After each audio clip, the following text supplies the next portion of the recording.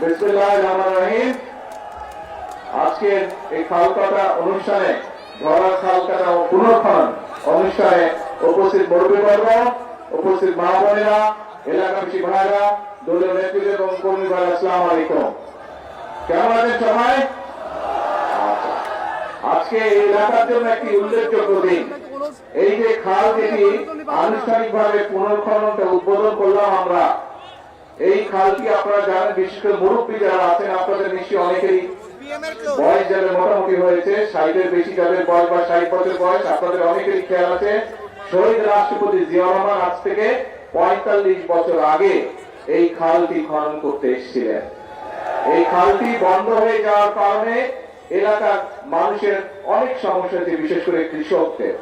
এই খালটি খনন সম্পন্ন হলে পরে এই এলাকার প্রায় 4300 কৃষক উপকৃত হবে, প্রায় 20,000 মানুষ এই এলাকার উপকৃত হবে। সমগ্র ময়মনসিংহ জেলাতে প্রায় 2500 কিলোমিটার খাল আছে, যেগুলি খনন বা পুনর্খনন করা প্রয়োজন। এখন প্রিয় ভাই বোনেরা, এই যে খাল পুনর্খনন করলে এই এলাকার মানুষের ক্ষতি হবে না উপকার হবে? উপকার হবে। প্রিয় ভাই বোনেরা, ঠিক একইভাবে কৃষক বলুন, সাধারণ মানুষ বলুন, যাদের পাশ দিয়ে খালটা যাবে তাদের কম বেশি উপকার হবে। এই যে আপনারা যে বিএনপি কে ভোট দিয়ে সরকার গঠন করেছেন, আমাদের লক্ষ্যই ছিল, আমাদের উদ্দেশ্যই ছিল যে আমরা সরকার গঠন করতে সক্ষম হলে আমরা এরকম খাল খনন করব। আমাদের লক্ষ্য ছিল যে আমরা সরকার গঠন করতে সক্ষম হলে আমরা নারীদেরকে স্বাবলম্বী করার জন্য মায়েদের হাতে, আমরা পরিবার ভিত্তিক মায়েদের হাতে আমরা ফ্যামিলি কার্ড তুলে দিব। সেটির কাজও আমরা শুরু করেছি, নিশ্চয়ই আপনারা খবরে দেখেছেন না? আমরা বলেছিলাম শুধু কৃষকদের খাল খনন না, কৃষকদেরকে সহযোগিতা করার জন্য, যাতে বছরে অন্তত একবার হলেও তাদেরকে সরাসরি ভাবে আমরা সহযোগিতা করতে পারি, সেই জন্য আমরা ফ্যামিলি কার্ডের মতন কৃষক ভাইদের কাছে কৃষক কার্ড দেব। সেটির কাজে আলহামদুলিল্লাহ আমরা শুরু করেছি। আমরা বলেছিলাম যে আমরা সরকার গঠন করতে সক্ষম হলে এই যে গ্রাম অঞ্চলে যে স্কুলে বাচ্চারা, ছোট ছোট বাচ্চারা আছে, প্রাইমারি স্কুলে বাচ্চা আছে, এই বাচ্চাদেরকে আমরা নতুন স্কুলের পোশাক দিব, এই বাচ্চাদেরকে আমরা বই খাতা নেওয়ার জন্য নতুন ব্যাগ দিব, স্কুল ব্যাগ দিব। সেটির কাজও চলছে। ইনশাআল্লাহ জুলাই মাস থেকে সমগ্র বাংলাদেশে পর্যায়ক্রমিক ভাবে সকল প্রাইমারি স্কুলের বাচ্চাদের কাছে আমরা নতুন কাপড় পৌঁছে দিব, তাদেরকে নতুন স্কুল ব্যাগ পৌঁছে দিব। প্রিয় ভাই বোনেরা, আমরা বলেছিলাম যে আমরা সরকার গঠন করতে সক্ষম হলে আমরা এই যে এলাকায় বিভিন্ন মসজিদ, মাদ্রাসা আছে, অন্য ধর্মের যে ধর্মীয় প্রতিষ্ঠান আছে, এইখানে যারা ব্যক্তি আছেন, মুসলমানের ইমাম খতিব আছেন, মসজিদ মাদ্রাসায় অন্য ধর্মের যে ধর্মীয় গুরু আছেন, তাদের জন্য আমরা সম্মানের ব্যবস্থা করব। আমরা সে কাজটি আলহামদুলিল্লাহ আল্লাহর মতে আমরা শুরু করেছি, ধীরে ধীরে আমরা নিয়ে যাচ্ছি। এখন প্রিয় ভাই বোনেরা, এই যে কাজগুলো করছি কম বেশি, আমরা বলেছিলাম যে আমাদের দেশের অসংখ্য তরুণ আছে, ছেলে হোক মেয়ে হোক, যাদের হয়তো শিক্ষার আলো আছে কিন্তু তাদের হয়তো কর্মসংস্থান নেই। আমরা বলেছিলাম যে আমরা সরকার গঠন করতে পারলে আমরা ধীরে ধীরে আমরা সমগ্র বাংলাদেশে যে আমাদের ভোকেশনাল ইনস্টিটিউশন আছে এইগুলোকে জোরদার করব। প্রয়োজন হলে আমরা নতুন ব্যবস্থা নিব, যাতে করে আমাদের ছেলেরা, আমাদের মেয়েরা টেকনিক্যাল নলেজটা তারা পেতে পারে এবং দক্ষ মানুষ হিসেবে গড়ে উঠতে পারে, ফলে দেশি হোক বিদেশি হোক, যাতে করে তারা কর্মসংস্থানের ব্যবস্থা করতে পারে। এই কাজও পর্যায়ক্রমিক ভাবে আমরা শুরু করেছি। এখন প্রিয় ভাই, আচ্ছা এখন প্রিয় ভাই বোনেরা, আপনারা নিশ্চয়ই খেয়াল করেছেন, এই যে এখানে যারা আছেন আপনারা প্রত্যেকেই কম বেশি সংসারী মানুষ আছেন না? এখানে সংসারী মানুষ আছেন। সংসার যখন চলে, সংসারে তো বিভিন্ন রকম সুবিধা অসুবিধা, বিপদ আপদ আসে না? বিপদ আপদ আসে। স্বাভাবিকভাবে দেশও একটা পরিবারের মতো, একটা পরিবারে হয়তো 5 জন 7 জন বা 8 জন 10 জন মানুষ থাকে, কিন্তু এই যে বাংলাদেশ নামক বিশাল পরিবার, এই পরিবারে প্রায় 20 কোটি, এই পরিবারের সদস্যের সংখ্যা হচ্ছে প্রায় 20 কোটি। এই 20 কোটি পরিবারের জন্য, এই 20 কোটি মানুষের পরিবারের সদস্যের জন্য ফ্যামিলি কার্ড ব্যবস্থা করা, এই 20 কোটি পরিবারের মানুষের জন্য কৃষক কার্ডের ব্যবস্থা করা, এই 20 কোটি পরিবারের মানুষের জন্য যা এর মধ্যে যারা ইমাম খতিব আছেন তাদের জন্য বিভিন্ন ব্যবস্থা করা, এই 20 কোটি মানুষের পরিবারে যে সন্তানরা আছে, এই যে বললাম প্রাইমারি স্কুলে, তাদের স্কুল ড্রেস তৈরি করা, সেটির ব্যবস্থা করা, স্কুল ব্যাগ তৈরি করা। এর বাইরেও এই 20 কোটি মানুষের জন্য চিকিৎসার ব্যবস্থা করা, এই 20 কোটি মানুষের জন্য শিক্ষার ব্যবস্থা করা, সন্তানদের শিক্ষার ব্যবস্থা করা, এগুলা কি একদিনে করা সম্ভব? একদিনে করা সম্ভব না। আপনার সংসারে বিভিন্ন রকম সুবিধা অসুবিধা থাকে, মানুষ 20 বছর, 25 বছর, 50 বছর, 60 বছর, 70 বছর সংসার করে, কিন্তু টুকটাক সমস্যা তারপরেও তো রয়ে যায়, তাই না? এখন সংসারে যেমন সমস্যা থাকে, দেশেও সমস্যা থাকে, কিন্তু আমরা যদি সকলে ঐক্যবদ্ধ থাকি, তাহলে এই যে আমি জিজ্ঞেস করলাম আপনাদেরকে, খাল খনন যদি আমরা করতে পারি, তাহলে উপকারটা কাদের হবে? আপনাদের উপকার হবে না ক্ষতি? আপনারা বলেন উপকারটা আপনাদের হবে। ঠিক একইভাবে ফ্যামিলি কাজ যদি আমরা মায়েদের হাতে পৌঁছে দিতে পারি, উপকারটা হবে সাধারণ খেটে খাওয়া মানুষই তো। কৃষক কাজ যদি আমরা পৌঁছে দিতে পারি কৃষকদের হাতে, সারা দেশে প্রায় 2 কোটি 75 লক্ষ কৃষক আছে বিভিন্ন রকমের, তাদের কাছে যদি পৌঁছে দিতে পারি কৃষকরা, উপকারটা কাদের হবে? কৃষক ভাইদের দিতে হবে। আমরা যদি এলাকার ভিতরে গ্রামে গঞ্জে রাস্তাঘাট গুলো, স্কুল কলেজ গুলো, ব্রিজ কালভার্ট গুলো ঠিক করতে পারি, তাহলে মানুষের উপকার হবে না অন্য কারো উপকার হবে? মানুষের উপকার হবে। এইভাবে কাজগুলো আমরা করতে চাই। এখন ভাই চলতে গেলে বিভিন্ন কয়েকদিন আগে আপনার কয়েকদিন এই 3-4 দিন আগে ঢাকায় অত্যন্ত অন্যায়, অত্যন্ত দুঃখজনক একটি হৃদয় বিদারক একটি ঘটনা ঘটছে। একটি ছোট্ট বাচ্চাকে কিভাবে হত্যা করা হয়েছে দেখেছেন। এখন আমরা প্রথম থেকে বলে এসেছি যে আইনের দৃষ্টিতে কোন ব্যক্তি যদি অপরাধ করে তার শাস্তি পেতে হবে। আইনের শাসন আমরা প্রতিষ্ঠিত করতে চাই। কিন্তু প্রিয় ভাই বোনেরা, আপনি যখন কোনো কাজ করেন, সেটি আপনার নিজের কাজ হোক, কৃষি কাজ হোক, সেটি যে কোনো কাজ হোক না কেন, সংসারের কাজ হোক, একটা নিয়ম কারণ আছে না? যে কোনো কাজ করতে তো কাজের একটা নিয়ম কারণ আছে। এই নিয়ম কারণটাকে মেনে নিয়ে তো কাজটা করতে হয়, তাই নয় কি? আপনি যদি হাঁস করেন, গরু করেন, ছাগল করেন, ধান চাষ করেন, সবজি শাকসবজি চাষ করেন, তাতেও তো নিয়ম আছে। কখন আপনি বীজ বুনবেন, কখন আপনি পানি দিবেন, কখন আপনি সার দিবেন, নিয়ম কারণ আছে না? ঠিক যে কোনো অন্যায়কারীর তাকে শাস্তি দিতে হলে, তাকে তার বিচার করতে হলে সরকারের কতগুলো নিয়ম কারণ আছে। এখন আমরা খেয়াল করছি প্রিয় ভাই বোনেরা, গত কয়েকদিন ধরে কিছু সংখ্যক মানুষ, আপনারাও খেয়াল করেছেন, পত্র পত্রিকায় দেখেছেন, আপনারা রেডিও টিভিতে দেখেছেন, আপনারা কিছু সংখ্যক মানুষ একটা পরিস্থিতি তৈরি করার চেষ্টা করছে। রাস্তাঘাট বন্ধ করে দিচ্ছে, যানবাহন চলাচল বন্ধ করে দিচ্ছে, এখানে আগুন ধরাচ্ছে, ওখানে উত্তেজনা সৃষ্টি করছে। এই কাজগুলো যারা তারা করে, তাহলে আপনারা কি মনে করেন, প্রথমেই কি আইনের শাসনকে তারা বাধাগ্রস্ত করছে না? আইনকে আইনের মতন কি চলতে দিচ্ছে না।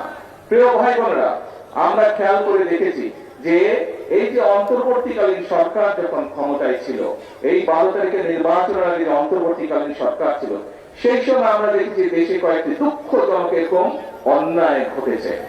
সেই অন্যায় যখন ঘটেছে, আমি নিজে সেই সকল বাচ্চার মায়েদের সাথে কথা বলেছিলাম। আমাদের দলের আইনজীবী, আমাদের দলের চিকিৎসকরা গিয়ে সেই চিকিৎসা দিয়েছে, আইনজীবীরা গিয়ে সেই আইন সহায়তা করেছিল। কিন্তু তখন আজকে যেই সকল ব্যক্তিরা হইচই করছে, রাস্তা অবরোধ করছে, বড় বড় কথা হচ্ছে, সেদিন কিন্তু তাদেরকে আমরা মাঠে দেখিনি। সেদিন কিন্তু তাদেরকে আমরা দেখিনি যে তারা অবরোধ করেছে। তাহলে কি আমরা ধরে নেব আজকে যেহেতু জনগণকে 12 তারিখের নির্বাচনে বাংলাদেশের জনগণ যেহেতু বিএনপিকে ভোট দিয়ে সরকার গঠন করতে ক্ষমতা দিয়েছে, সেই জন্যই তাদের জ্বালা হচ্ছে, এবং এই জ্বালার কারণেই তারা এইসব কর্মকাণ্ড করছে। তাই তো আমরা ধরে নেব, তাই নয় কি? আপনারা চিন্তা করে দেখেন প্রিয় ভাই বোনেরা, যারা এই রকম পরিস্থিতি তৈরি করতে চেষ্টা করছে, তারা কিন্তু কৃষককে নিয়ে কোনো কথা বলে না। যারা একটা ঘোলাটে পরিস্থিতি তৈরি করতে চেষ্টা করছে, তারা দেশের মানুষের কর্মসংস্থান নিয়ে কোনো কথা বলে না। যারা এই ধরনের পরিস্থিতি তৈরি করার চেষ্টা করছে, রাস্তাঘাট বন্ধ করে দিয়ে অবরোধ করার চেষ্টা করছে, তারা কিন্তু কৃষকের খাল কাটার কথা বলে না, তারা কৃষক কার্ডের কথা বলে না। যারা এই ধরনের অরাজক পরিস্থিতির সৃষ্টি করার চেষ্টা করছে, তারা কিন্তু ছোট ছোট গ্রামের মাসুম বাচ্চারা কিভাবে স্কুলে খালি পায়ে যায় সেই দিকে তাদের খেয়াল নাই, তাদেরকে নতুন পোশাক দেওয়ার কথা বলে না।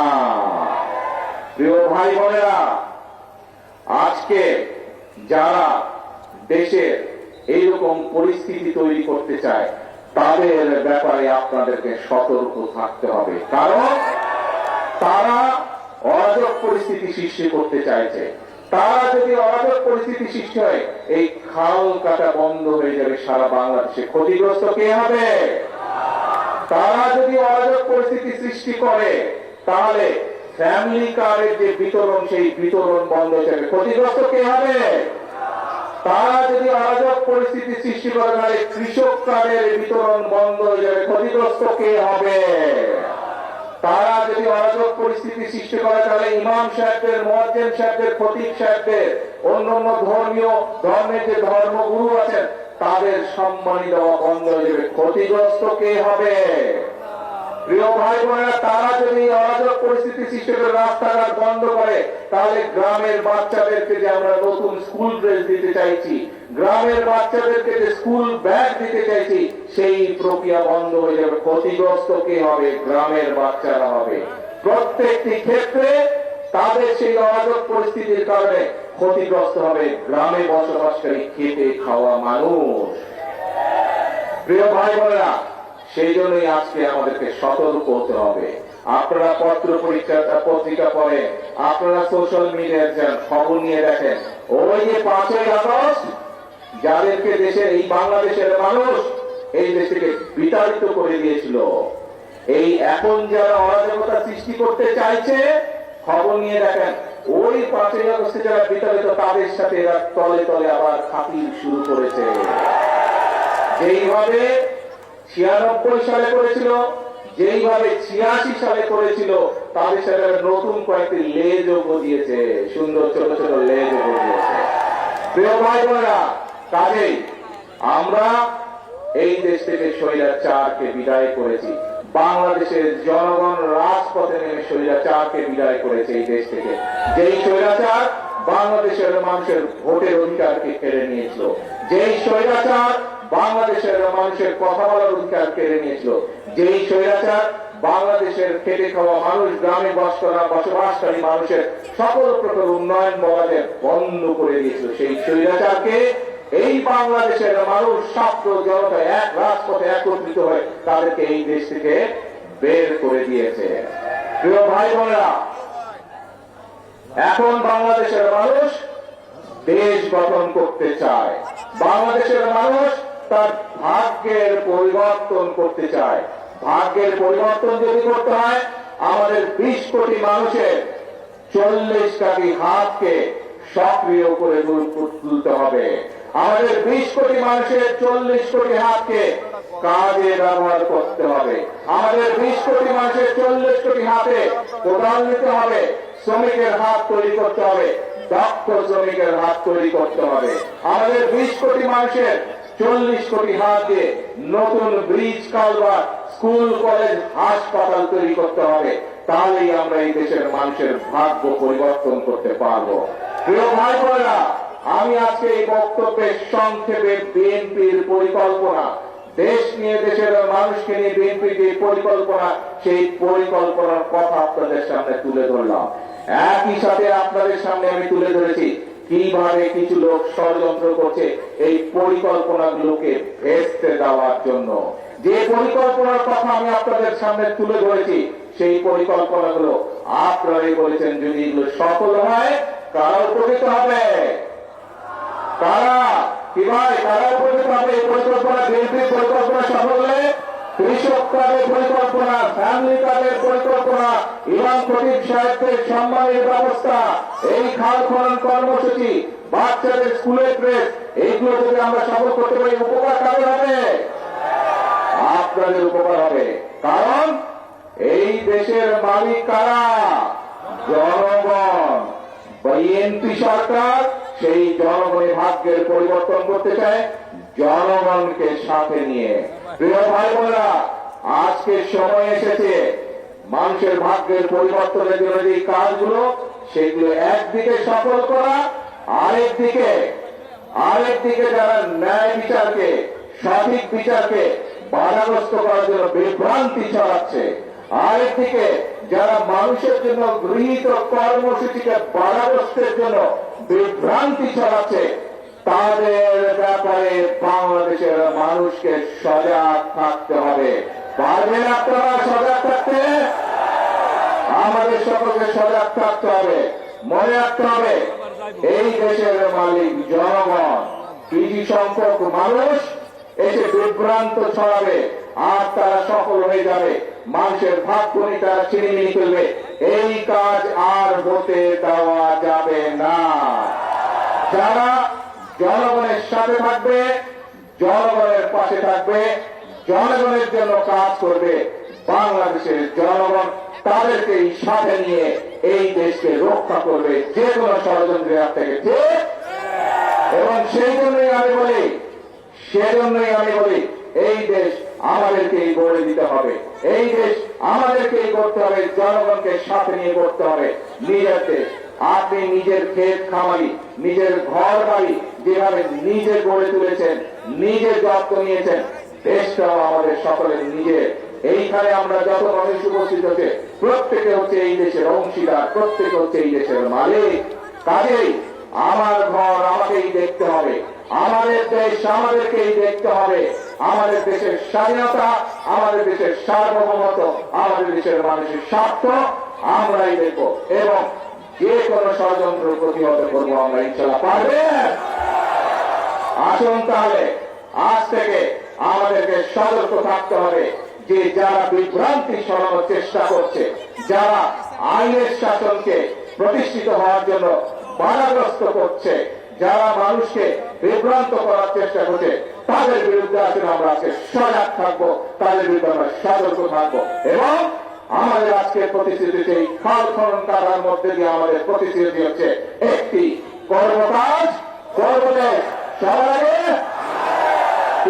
সবার আগে বাংলাদেশ। আল্লাহ হাফেজ। বাংলাদেশ জিন্দাবাদ। বাংলাদেশ জাতীয়তাবাদী দল জিন্দাবাদ। আসসালামু আলাইকুম।